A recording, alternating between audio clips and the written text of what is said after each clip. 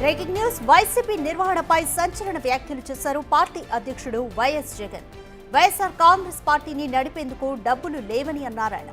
తమ హయాంలో స్కాములు జరగలేదని, అలాంటప్పుడు డబ్బులు ఎలా వస్తాయని ప్రశ్నించారు. ప్రస్తుతం పార్టీని నడిపేందుకు ఇబ్బందిగా ఉందన్నారు. స్కామ్లు జరుగుంటే డబ్బులు ఎక్కడున్నాయో చూపించాలన్నారు జగన్. డబ్బులుంటే తనకు పంపించాలని, తీసుకునేందుకు సిద్ధంగా ఉన్నానని అన్నారాయన.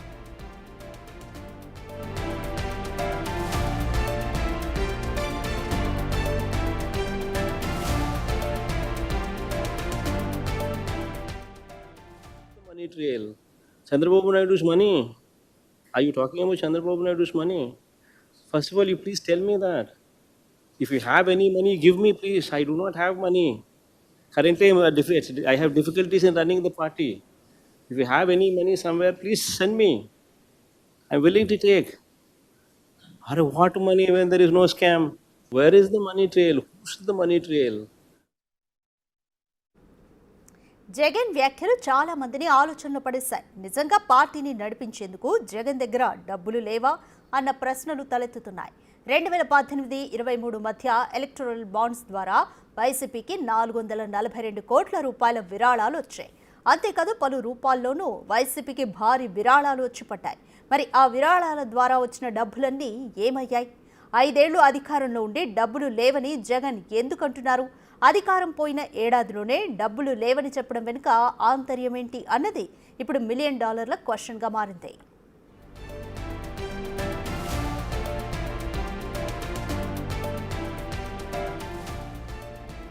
రైట్, జగన్ వ్యాఖ్యలకు సంబంధించి మోర్ డీటెయిల్స్ మా ఎగ్జిక్యూటివ్ ఎడిటర్ అశోక్ అందిస్తారు. రైట్ అశోక్, జగన్ వ్యాఖ్యల్ని ఏ విధంగా చూడాలి? పార్టీని నడిపేందుకు ఆయన దగ్గర డబ్బులు లేవు అని చెప్తున్నారు, ఎవరైనా ఇస్తే తీసుకోవడానికి రెడీ అంటున్నారు. ఎలా చూడాలి వ్యాఖ్యల్ని? ఖచ్చితంగా ఇది ఎక్స్పెక్ట్ చేయని మాటలు. వైఎస్ఆర్ కాంగ్రెస్ పార్టీ నేతలే కాదు, దేశంలో ఉన్న ఏ రాజకీయ పార్టీ నేతనైనా కూడా ఇలాంటి వ్యాఖ్యలు జగన్ నోటి వెంట నుంచి వస్తాయని ఎవరు కూడా ఎక్స్పెక్ట్ చేయరు. పర్టికులర్గా వేరే పార్టీ వాళ్ళు మాట్లాడారంటే అర్థం ఉంది, కానీ జగన్ నోటి వెంట నాకు పార్టీ నడపడానికి కూడా డబ్బులు లేవు, ఎక్కడ డబ్బులుంటే చూపించండి అంటూ ప్రశ్నించడం అనేది నిజంగా ఆశ్చర్యకరం. నిజంగా అసలు ఇది ఎక్స్పెక్ట్ చేయింది, ఒక ఊహించనిది జగన్ నోటి వెంట. ఎందుకంటే నిన్నగాక మొన్న వరకు 5 ఏళ్ల పాటు పార్టీ అధికారంలో ఉంది.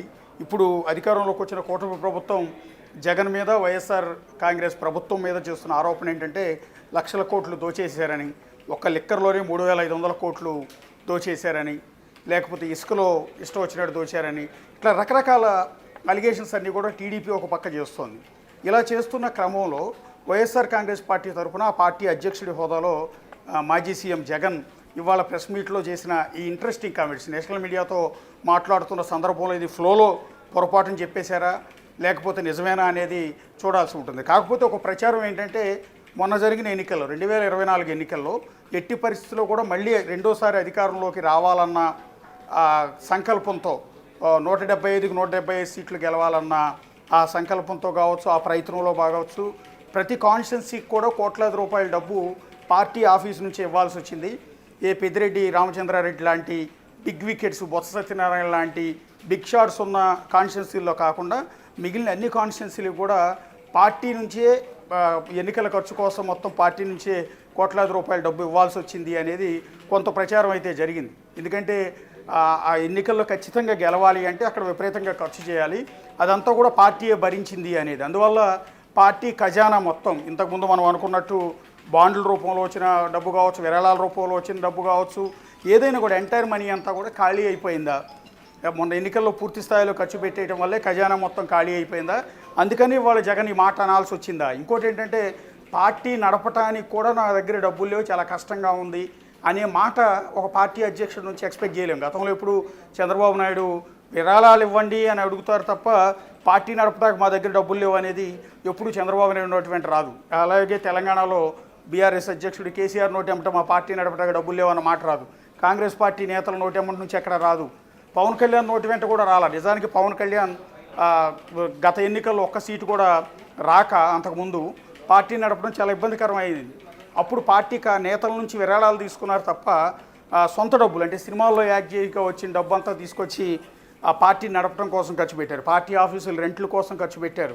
అంతే తప్ప ఏ రోజు కూడా నా దగ్గర డబ్బులు లేవు, పార్టీ నడపడం చాలా కష్టంగా ఉందన్నమాట పవన్ కళ్యాణ్ నోటెంబడి కూడా రాలే. కానీ దేశంలోనే ఒక రిచెస్ట్ సీఎంగా దేశంలోనే రిచెస్ట్ సీఎంగా జగన్కి పేరుంది. ఎందుకంటే ఆయన ఆ రోజు ఆయన ఆస్తుల చిట్ట చూసినా కూడా దేశంలోనే రిచెస్ట్ సీఎం జగన్మోహన్ రెడ్డి. అలాంటి వ్యక్తి అధికారం కోల్పోయిన ఏడాది లోపే, అంత కలిపి ఏడాది కూడా ఏడాది లోపే నా పార్టీ నడపడానికి డబ్బులు లేవు, నా దగ్గర ఎక్కడ ఉన్నాయి డబ్బులు, స్కాములు చేస్తే నిజంగా డబ్బులు ఉంటాయి కదా మా దగ్గర, ఏవో చూపించండి అంటూ చంద్రబాబును కోచింగ్ చేయటం అనేది అన్నిటికంటే కీలకం. పార్టీ నడపడానికి కూడా డబ్బులు లేవు అని చెప్పడం అనేది. ఎందుకంటే విజయవాడలో ఉన్న పార్టీ ఆఫీస్ని ఈ మధ్య ఖాళీ చేశారు. అదేంటి అంటే అధికారం కోల్పోయిన వెంటనే ఆ పార్టీ ఆఫీస్ని ఖాళీ చేసేశారు.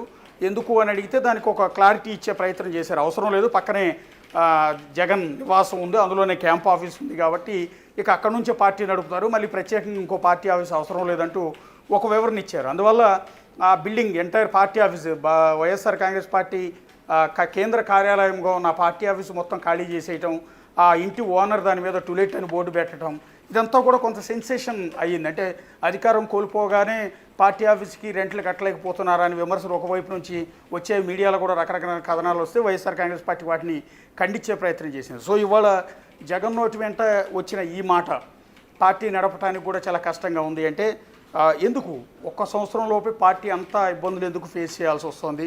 మొన్న ఎన్నికల్లో విపరీతంగా ఖర్చు పెట్టేయడం వల్ల, లేకపోతే పార్టీలో విరాళాలు ఇవ్వటం లేదా, లేకపోతే అధికారం కోల్పోయిన తర్వాత నుంచి బేసిక్గా పార్టీ కార్యకర్తలు, పార్టీ ముఖ్య నేతలు, పార్టీకి సంబంధించిన వ్యాపారవేత్తలు, అసోసియేట్స్ వీళ్ళంతా కూడా ఫండింగ్ ఇస్తూ ఉంటారు విరాళాల రూపంలో.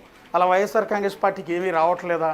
ఎందుకని ఖజానా ఖాళీ, వాళ్ళ ట్రెజరీ ఏదైతే ఉంటుందో పార్టీకి సంబంధించిన ట్రెజరీ అకౌంట్స్ అన్నీ కూడా ఎందుకు ఖాళీ అయ్యాయి, ఎందుకు పార్టీ నడపలేని పరిస్థితి వస్తుంది అనేది ఇప్పుడే, అంటే ఏడాదికే పార్టీ నడపలేని సిచ్యువేషన్ ఉంది, డబ్బులు లేవు అని జగన్ చెప్తున్నారంటే నెక్స్ట్ 4 years బోల్డ్ అంత ఖర్చు పెట్టాల్సి ఉంటుంది, పార్టీని ముందుకు తీసుకెళ్లాల్సి ఉంటుంది, విపరీతంగా ఖర్చు చేయాల్సి ఉంటుంది. రేపటి నుంచి జగన్ ఎన్నికలు ముందు పడేటప్పటికి ఎన్నికల ప్రచారం కావచ్చు, ఎన్నికలకు వెళ్ళే ఖర్చు కావచ్చు, ఈసారి మళ్ళీ పోటీ చేసే 175 నియోజకవర్గాల్లోని ఎమ్మెల్యే అభ్యర్థులందరికీ కూడా పార్టీ ఆఫీస్ నుంచి మళ్ళీ డబ్బులు ఇవ్వాల్సి ఉంటుంది. సో ఇప్పుడే డబ్బులు లేవన్న జగన్ రేపు పొద్దున ఎన్నికలకు ఎట్లా వెళ్ళగలుగుతారు? 2029 వరకు పార్టీని ఎట్లా నడపగలుగుతారు? కార్యకర్తలు ఏ విధంగా కాపాడుకోగలుగుతారు? పార్టీ నడపడం అంటే ఆషామాషి వ్యవహారం కాదు. కోట్ల రూపాయల ఖర్చు ప్రతిరోజు కూడా ఖర్చు అవుతూనే ఉంటాయి. ఒక మీటింగ్ పెడితేనే కొన్ని కోట్ల రూపాయలు ఖర్చు అవుతాయి. బహిరంగ సభ పెడితే, ఒక పాదయాత్ర చేస్తే రోజు కనీసం కొన్ని లక్షల రూపాయలు ఖర్చు అవుతాయి. ఒక పాదయాత్ర, జగన్ లాంటి వ్యక్తి పాదయాత్ర చేస్తే కొన్ని లక్షల రూపాయల ఖర్చు ఒక్క రోజులోనే అవుతాయి. సో ఇవన్నీ లీడ్ చేయాల్సి ఉంటుంది. ఇక పైన ఎన్నెన్నో ధర్నా కార్యక్రమాలు చేయాల్సి ఉంటుంది, ఎన్నో బహిరంగ సభలు పెట్టాల్సి ఉంటుంది, ఎన్నో పాదయాత్రలు చేయాల్సి ఉంటుంది.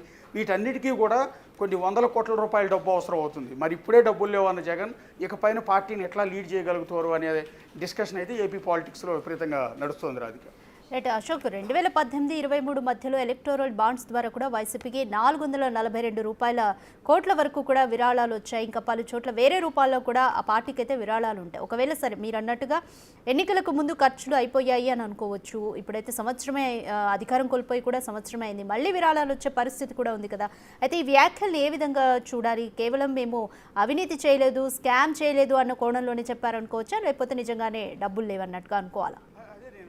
కూడా అదే బేసిక్గా జగన్ నోటి వెంట నుంచి ఆ మాట అనేది అసలు ఎక్స్పెక్ట్ చేయలేము. ఎందుకంటే ఆయన బోల్డ్ చాలా బిజినెస్లు ఉన్నాయి, చాలా ఇన్కమ్ ఉంది, పార్టీ కూడా నిన్నటి వరకు అధికారంలో ఉంది, ఇప్పటికి కూడా పార్టీకి విరాళాలు వస్తాయి. మీరు చెప్పినట్టుగా బాండ్ల రూపంలో 442 కోట్లు అన్ని పార్టీలకు వచ్చినట్టు వైఎస్ఆర్ కాంగ్రెస్ పార్టీకి కూడా వచ్చాయి.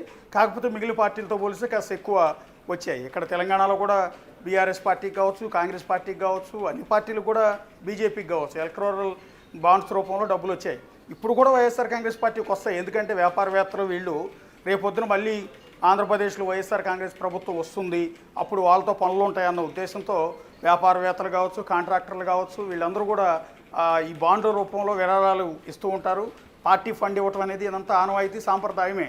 కానీ ఎందుకు జగన్ అంటే ఈ లిక్కర్ కేసులో తన మీద తీవ్రమైన ఆరోపణలు రావటం, తన పార్టీ నేతలంతా ఒకరి తర్వాత ఒకళ్ళు అరెస్టు అవుతూ ఉండటం, సో తన దగ్గర పనిచేసిన అధికారులు అరెస్ట్ అవుతూ ఉండటం, ఒక దశలో జగన్ను కూడా అరెస్ట్ చేస్తారన్న ప్రచారం జరగటం, 1000 కోట్లు దోచేశారని, 3500 కోట్లకు పైగా ఒక్క లిక్కర్లోనే దోచేశారు అని టీడీపీ నేతలు పదే ఆరోపణ చేసి దాని మీద ఒక సిట్ వేసి విచారణ జరుపుతున్న నేపథ్యంలో మేము ఎక్కడా కూడా డబ్బులు సంపాదించలేదు, ఎక్కడా దోచుకోలేదు, ఎక్కడ లిక్కర్లో అమ్మకాల్లో ఎలాంటి దోపిడీ జరగలేదు అని చెప్పుకునే ప్రయత్నంలో మా దగ్గర డబ్బులు లేవు అని చెప్పారా, లేకపోతే నిజంగానే డబ్బులు లేవా, లేదా ఫ్లోలో ఒకసారిగా స్లిప్ అయ్యారా?